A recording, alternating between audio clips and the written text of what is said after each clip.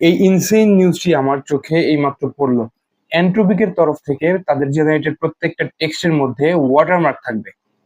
এর অর্থ হচ্ছে আপনি যদি অ্যান্ট্রোপিক দিয়ে জেনারেট করে কোনো ইমেইল অথবা মেসেজ পাঠান, তাহলে ক্লড খুব সহজেই ধরে ফেলতে পারবে যে আপনি এই টেক্সটটি তাদের মডেল দিয়ে জেনারেট করেছেন।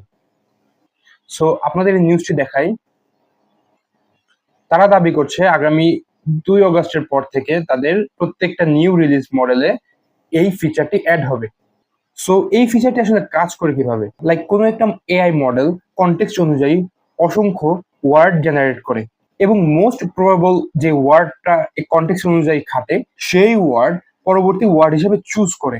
সো তারা অবভিয়াসলি এই জায়গায় একটা মেথড ইউজ করেছে, সেটা হচ্ছে তাদের জেনারেটেড যে ওয়ার্ডগুলো রয়েছে সেই ওয়ার্ডে তারা দুইটা কালার অ্যাপ্লাই করবে। ফার্স্ট অফ অল গ্রিন এবং সেকেন্ড হচ্ছে রেড।